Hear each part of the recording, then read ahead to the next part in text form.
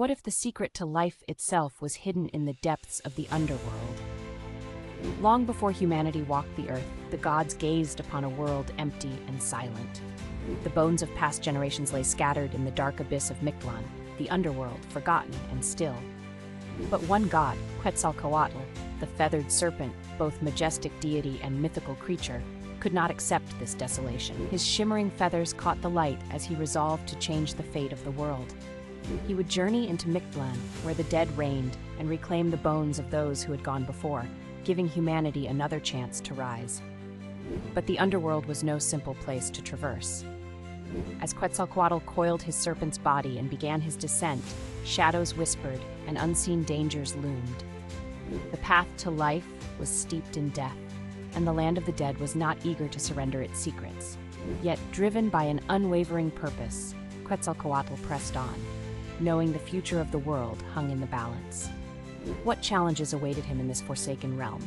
And could the bones of the past truly breathe life once more? Quetzalcoatl descended into Mictlan, the shadowed realm ruled by the fearsome MythkiPedia, god of death.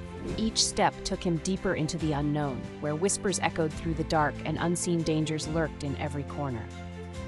The air grew heavier, thick with secrets that had long been buried. Quetzalcoatl's heart beat steadily, his focus unbroken. He was here for one purpose: to retrieve the ancient bones of humanity's ancestors and bring life back to the earth.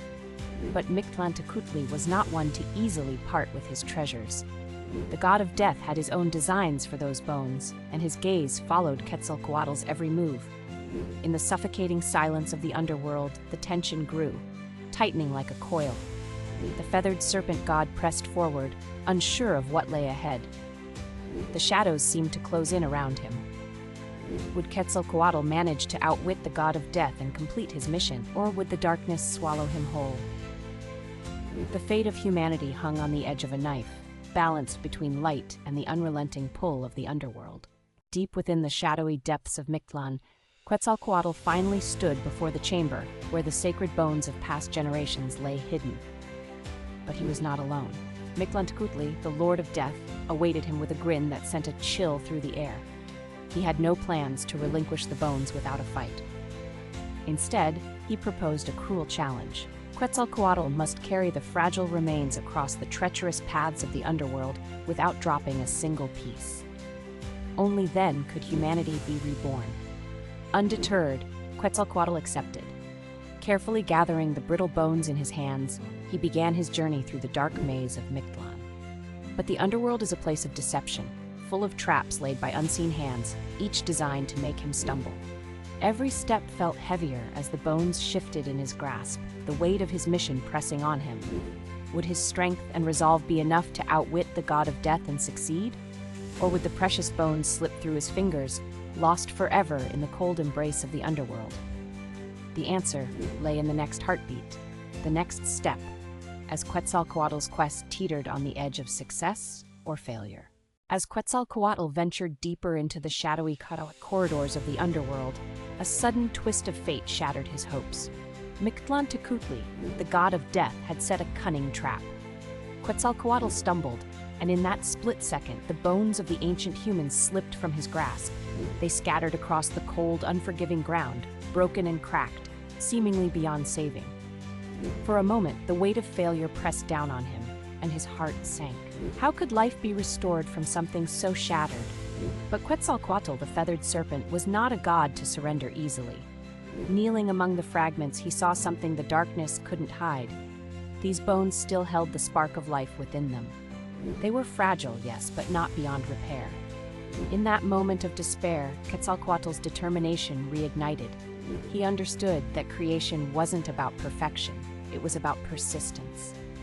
It wasn't the absence of mistakes that defined life, but the strength to rise again from ruin. His journey had only just begun, and the power to restore humanity lay not in flawless execution, but in resilience. Quetzalcoatl knew that the bones alone could not spark the breath of life.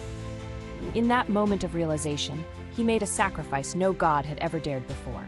He offered his own blood, the lifeblood of a deity, the essence of creation itself. With deliberate care, He let his blood mix with the scattered bones at his feet. The earth seemed to tremble as the crimson liquid seeped into the cracked remains, an ancient magic awakening. Slowly, the bones, once dry and brittle, began to shift and stir. Piece by piece, they fused together, forming the shapes of men and women. Quetzalcoatl watched in awe as his sacrifice brought forth life. The air around him vibrated with an otherworldly energy, as if the entire cosmos held its breath in reverence. But even as this new race of humans rose, blinking into the light of the world, the gods remained wary. Life, newly given, was delicate. Though Quetzalcoatl had created them, their journey was only beginning, and the path ahead was fraught with unseen challenges. Creation had come at a great cost, but it was only the start of the story. The moment had arrived. As Quetzalcoatl's blood mingled with the ancient bones, life stirred within them, and the newly formed humans took their first breaths. They were neither purely divine nor mortal, but beings born from both life and death, shaped by the remnants of the past and the sacrifice of a god. Quetzalcoatl, his strength waning from the blood he had given, stood in quiet awe. Before him, a new race stood, fragile yet full of untapped potential. Their very existence was proof of his relentless pursuit of creation, a delicate balance of destruction and renewal.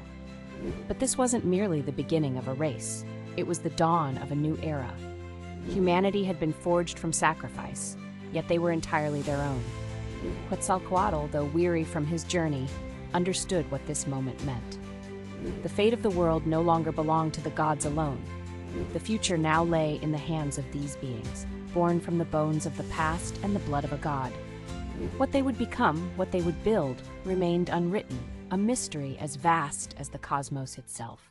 As Quetzalcoatl ascended back to the realm of the gods, the humans he had created began to flourish on the earth below.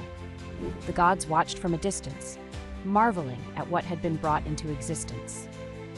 But with this newfound creation came an unsettling truth. These humans, unlike the gods, were fragile, bound to the limitations of mortality. Their lives were brief, their bodies vulnerable, and their fate uncertain. Quetzalcoatl had breathed life into them, but their journey was just beginning. The other gods wondered, should they guide these delicate beings, or let them find their own way? Some argued for protection, others for distance. Yet Quetzalcoatl, the one who had shaped them from the dust of old bones, knew that true growth could only come through experience.